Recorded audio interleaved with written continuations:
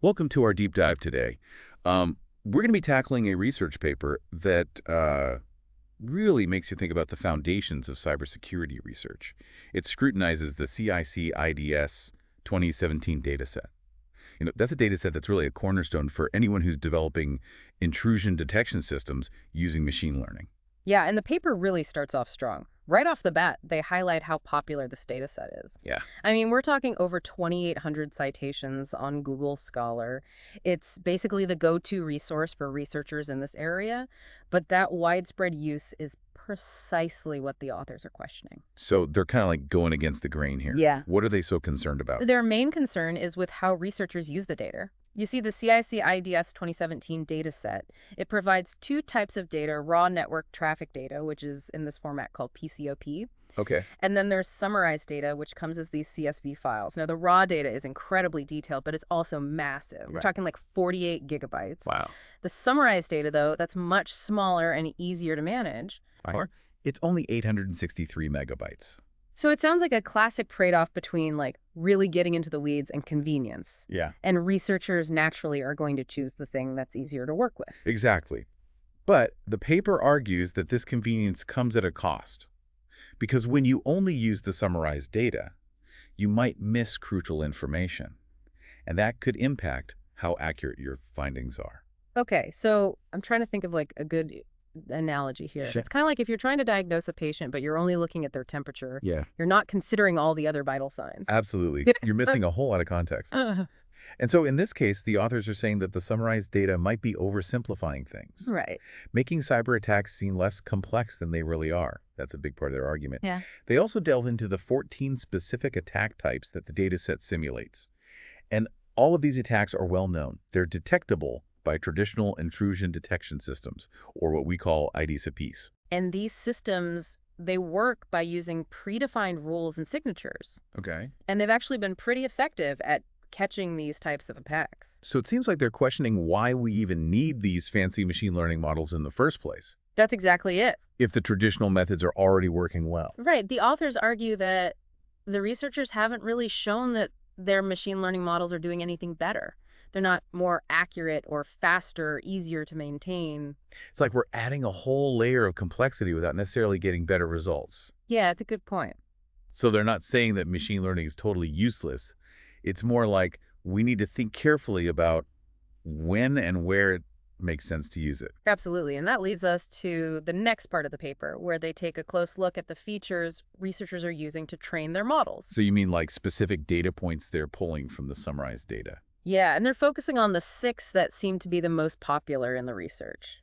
Okay, so these are like the key pieces of information the models use to tell the difference between normal traffic and something malicious. Exactly. And these features, they include things like destination port, Okay. which is basically the address of a specific service on a computer.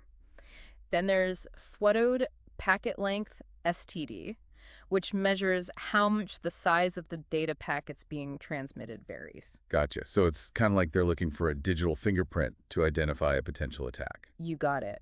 But here's the catch. The authors are questioning whether these fingerprints are really all that reliable. Really? Like they might not be as unique as we think they are. Right. And we're going to dig into all that in the next part of our deep dive. That sounds interesting. I'm looking forward to it. Welcome back. As we dug deeper into this paper, it's clear these authors are really going in depth with the CIC IDS 2017 dataset. This section, they scrutinize the 6 most influential features that researchers have been using in the summarized data. It's like they're taking these features apart piece by piece to see what makes them tick, or I guess what makes them unreliable indicators of cyber attacks. Exactly.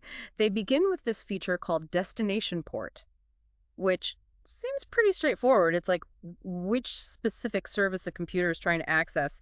But the paper points out that lots of ports can be used for good things and bad things. Right, so just knowing that information alone doesn't necessarily tell you much. Right. It's like just knowing someone visited a particular store Yeah. doesn't mean you know whether they bought something or shoplifted. You need more information. Totally. You need the whole story. Exactly. And the authors show in the data set that for a lot of these attack types, the destination port is basically the same for both the bad traffic and the regular benign traffic. So using that on its own to identify attacks would be kind of like trying to predict the weather just based on which way the wind is blowing. Yeah, it's way too simple. Not enough information. Exactly. There are too many other factors. So then they look at these 3 features that have to do with packet length.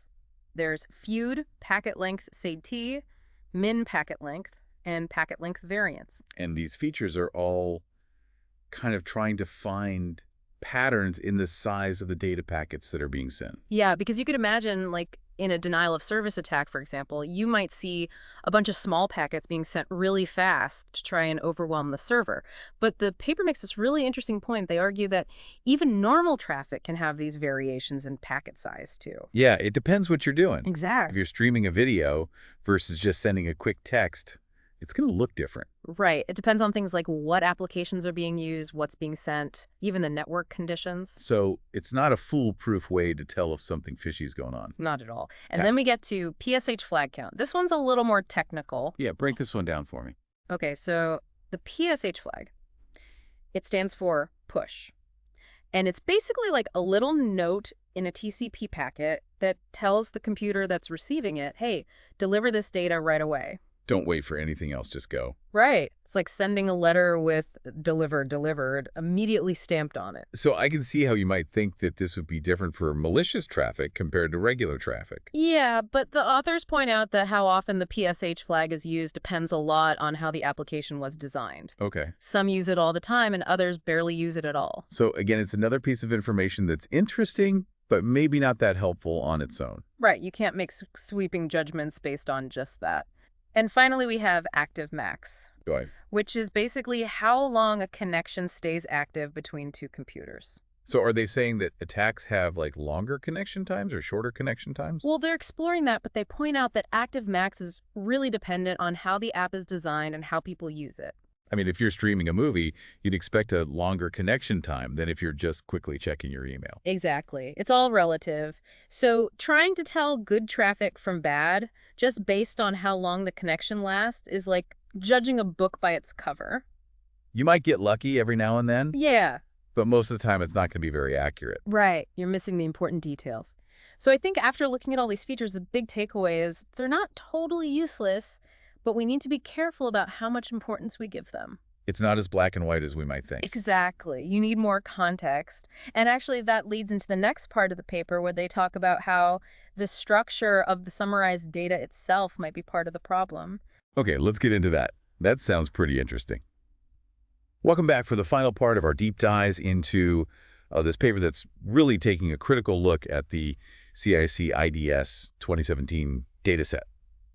So far, we've seen the authors really kind of pick apart some of the key assumptions about this popular resource, especially how people are relying on this summarized version of the data. But now they're going even deeper. They're looking at the structure of that summarized data itself, like what's missing and how that impacts our understanding of these cyber attacks. This is where the paper gets really interesting. The authors point out that to make this summarized data, you have to make choices. You know about what information to keep and what to throw away, Right. and those choices. While they seem practical, they can actually have unintended consequences for the research. So it's like you're creating a map, Yeah. but you decide, you know what, we don't need all the landmarks or all the roads. Right. It might be easier to carry around, Yeah. but it's not going to be a very accurate representation of what's really there. Exactly. And one of the things that's missing from the summarized data is IP addresses. Oh, You know yeah. those unique identifiers for every device on a network? Right. It's like trying to investigate a crime, but you don't know the addresses of the suspects Exactly. or where it happened. You're missing that crucial context Sure. about the source and destination of the network traffic. Right. So how can you really draw conclusions about malicious activity if you don't even know where it's coming from or where it's going? The authors argue that it limits what you can do. Hmm. You can't identify specific devices or track patterns of communication or connect the events to known bad actors. It's like solving a puzzle, but some pieces are missing. Right. You're never going to see the full picture. And it's not just IP addresses, right? Yeah. They also talk about timestamps being missing from this data. Yeah. Timestamps are so important. They tell you when things happen, so you can look at the sequence of events and see if anything unusual is going on. But without that, it's like reading a history book with no dates. You just have random facts. You don't know what led to what. You can't really make sense of it. Right. The paper argues that not having these timestamps makes it much harder to find patterns and anomalies that might point to a cyber attack. So it seems like they're making a pretty strong case that just the way this data is structured, like with this missing information and oversimplification, it's creating these blind spots for researchers. That's exactly it. They're saying, look, this summarized data might be easy to use, but it might not be giving you the full picture. It might not be showing you how complex these real-world cyber attacks actually are. So where does that leave us? Are they saying we should just throw out this whole data set and start over? No, not necessarily. But Yeah. they're saying, hey, let's rethink how we're using this. Okay. They really want researchers to focus more on the raw data, even though it's a lot bigger and more complicated to work with. They believe that that raw data with all of its details is really the key to finding better and more accurate results. So it's kind of a call to action to Yeah. up our game a little bit. Yeah, to embrace the complexity and really dive deep into what's going on. Because sometimes the most valuable information is hidden beneath the surface. That's a great point. Well, thank you so much for taking us on this deep dive. It's been really fascinating to explore this paper with you. It's been my pleasure. And we hope this has given everyone listening some new insights into the world of cybersecurity research. Because in this field, the journey of discovery never really ends.